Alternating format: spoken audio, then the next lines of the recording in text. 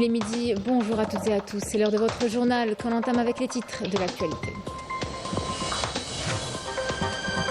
Le président de la République, chef suprême des forces armées, ministre de la Défense nationale, Abdelmadjid Tebboune a présidé hier la cérémonie annuelle de sortie de promotion à l'Académie militaire de Cherchell. La synthèse dans quelques instants.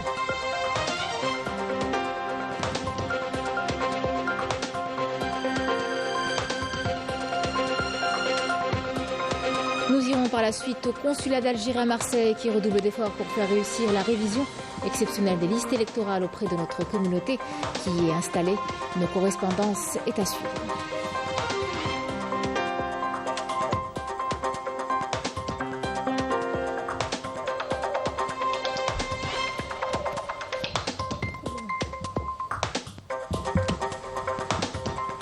Amélioration du positionnement de l'Algérie au titre de la nouvelle classification des économies. L'Algérie est désormais un pays à revenus intermédiaires à la tranche supérieure selon la Banque mondiale.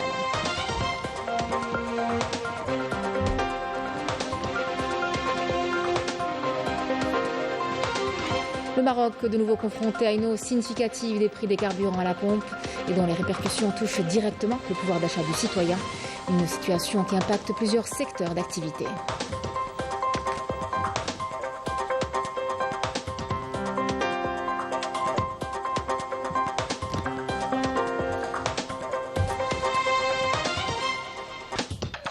Des milliers de fans des deux clubs caressent le rêve de faire partie des heureux qui auront le sésame. Il faudra débourser 500 dinars pour avoir le droit d'accéder au stade et d'assister au spectacle tant attendu par les mordus du football. Mesdames et messieurs, bienvenue à vous. Je vous en parlais en titre. Le président de la République, chef suprême des forces armées, ministre de la Défense nationale, a présidé hier la cérémonie annuelle de sortie de promotion à l'Académie militaire de Cherchell. Abdelmadjid Tebboune a suivi de nombreuses exhibitions qui reflètent un haut niveau de précision, de coordination et de professionnalisme et a remis des grades, des diplômes aux lauréats des promotions. La synthèse avec Badé Amarni. Le président de la République, Abdelmadjid Tebboune, a présidé hier au siège de l'Académie militaire de Cherchell, le défunt Houari Boumedienne, la cérémonie annuelle de sortie de la 55e promotion de formation fondamentale, la 17e promotion de formation militaire commune de base et la 8e promotion d'officier du cycle master. Le président de la République a présidé la cérémonie de sortie de promotion au titre de l'année scolaire 2023-2024, à l'entame de laquelle il a passé en revue les carrés des formations militaires alignées au niveau de la place d'armes. La cérémonie a été marquée par le survol d'un escadron composé de 6 avions qui a décoré le ciel de l'Académie aux couleurs nationales, symbole de l'identité nationale et de l'indépendance, suivi d'un escadron de 6 hélicoptères qui ont présenté le salut d'honneur au président de la République. Le général d'armée Saïd Chengriha a affirmé que l'Académie militaire de Cherchell assurait, à l'instar des autres structures de formation de l'ANP, la formation des cadres qualifiés, compétents et armés par les différentes sciences et savoirs, imprégnés des principes et valeurs nationalistes et républicains. Le général d'armée Saïd Chengriha, chef d'état-major de l'ANP, a salué la sortie de la première promotion d'élèves officiers de la junte féminine au profit du commandement des forces terrestres qui vont être dirigées pour exercer au niveau du corps de bataille. سيد رئيس الجمهورية القائد الأعلى للقوات المسلحة وزير الدفاع الوطني إننا في الجيش الوطني الشعبي وفي إطار تنفيذ توجيهاتكم السامية ندرك جيدا أن إرساء أسس جيش قوي قادر على أداء مهامه الدستورية بكل كفاءة واقتدار إنما يبدأ من إرساء منظومة تكوينية قوية تضطلع بتكوين إطارات من ذوي الكفاءة العالية المتسلحين بمختلف أنواع العلوم والمتشبعين بالقيم الوطنية والجمهورية والمدركين لكافة السياقات والتحولات التي يعرفها عالم اليوم. ومن هذا المنظور فقد أكلت للمنظومة التكوينية في الجيش الوطني الشعبي مهمة غرس ثقة العسكري المحترف في أذهان المستخدمين لأن الاحترافية بمفهومها الشامل هي الضمانة الأكيدة للتحكم في القوات وفنون الحرب وفي كل عناصر القوة ومقتضيات النصر. أقسم بالله العلي العظيم أن أكون الخادم الوفي لبلدي. Après la prestation de serment par les promotions sortantes, le président de la République a procédé à la remise des grades et des diplômes aux premiers lauréats des promotions en remettant le diplôme au major de promotion du cycle master, puis le grade de sous-lieutenant et l'épée de l'Académie au major de promotion de la formation fondamentale. Le président de la République a ensuite remis le diplôme au major de la promotion de formation militaire commune de base.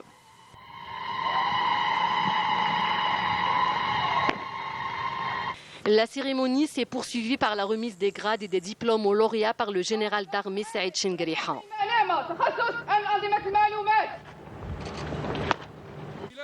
La cérémonie s'est poursuivie par la remise de l'étendard de l'Académie par la promotion sortante d'officier d'active à la promotion qui lui succède avant que le président de la République n'approuve la baptisation de la promotion du nom du défunt, le moudjahid colonel Youssef Al-Khatib. Les carrés de formation ont ensuite pris position au point de départ de la parade, cédant place aux exhibitions sportives de combat ainsi que des mouvements sportifs d'ensemble avec et sans armes et des exercices de bodybuilding.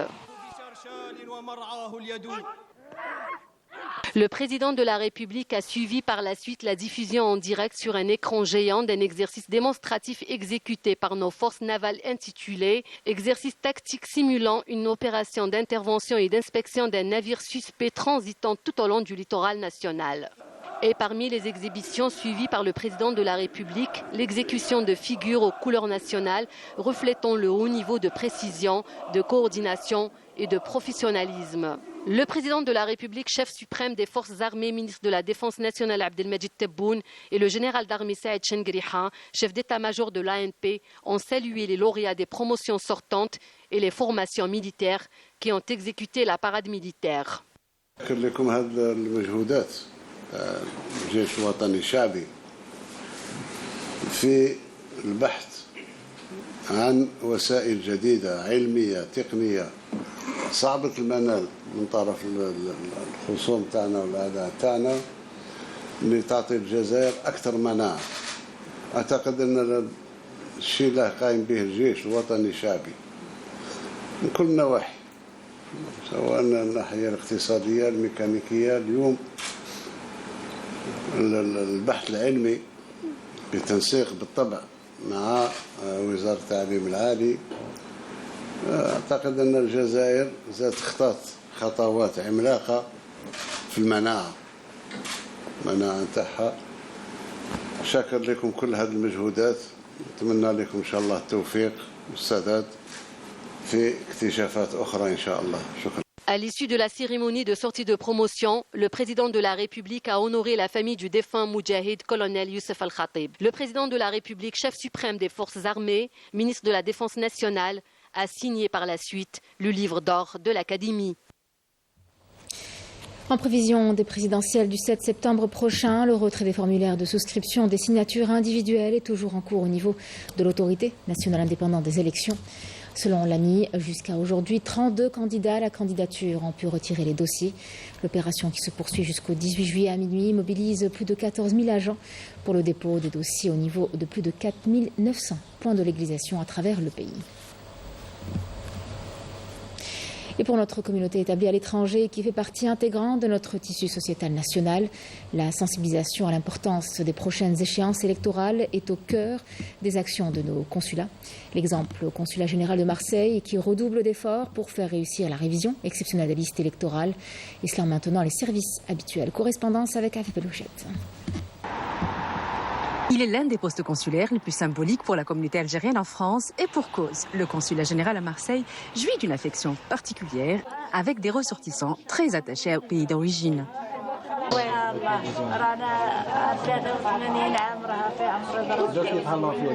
Ici, comme tous les postes consulaires, l'administration a redoublé d'efforts en cette période estivale et grâce aux mesures de facilitation décidées par le président de la République, les démarches sont allégées.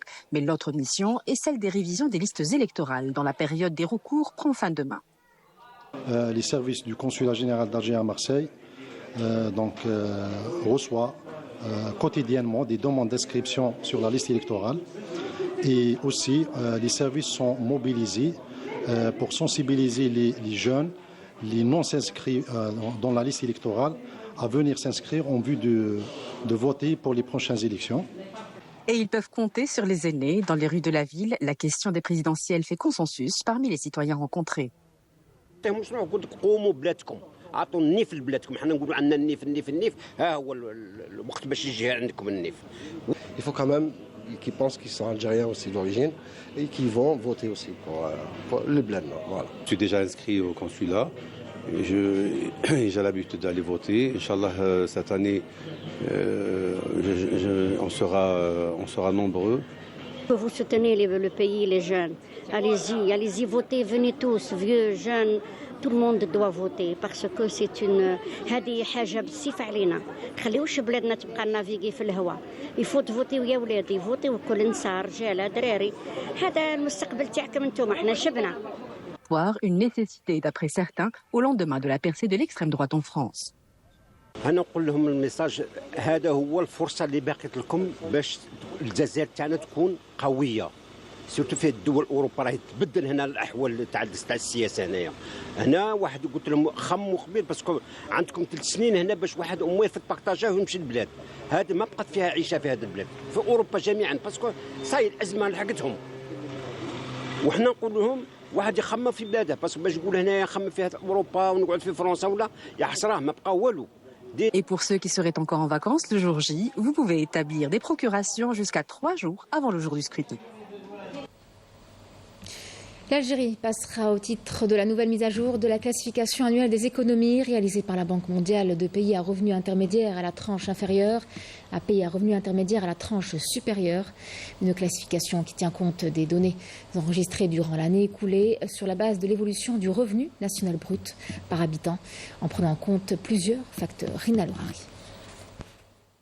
De pays à revenus intermédiaires à la tranche inférieure, l'Algérie passera à pays à revenus intermédiaires à la tranche supérieure. Cette classification tient compte des données enregistrées durant l'année écoulée sur la base de l'évolution du revenu national brut par habitant en prenant en considération des facteurs tels que la croissance économique, l'inflation, les taux de change et la croissance démographique affectant le RNB par habitant. L'Algérie a ainsi vu passer son revenu national brut par habitant de $3 900 entre le 1er juillet 2022 et le 30 juin 2023 à $4 900 entre le 1er juillet 2023 et le 30 juin 2024. À ce titre, la Banque mondiale, à l'instar du Fonds monétaire international, a revu à la hausse le positionnement de l'Algérie pour l'année 2025, reconnaissant la justesse des résultats statistiques découlant des efforts consentis par notre pays pour donner une image fidèle de l'économie algérienne. Ce réalignement traduit la prise en compte non seulement de l'opération de rebasage du PIB par une révision à la hausse du niveau du PIB en moyenne de 13,3% de plus sur la période 2018-2022. Mais aussi d'autres facteurs tels que les résultats enregistrés ces dernières années en matière de croissance, dans l'élargissement de l'investissement public et la consolidation des secteurs économiques productifs, ainsi que le renforcement de la bonne gouvernance des finances publiques. Ce nouveau classement marque un tournant décisif pour l'Algérie en soulignant les progrès réalisés par le pays et renforçant la confiance des investisseurs dans sa capacité à atteindre un développement économique durable et prospère, mais aussi le potentiel futur de l'économie algérienne sur la scène mondiale.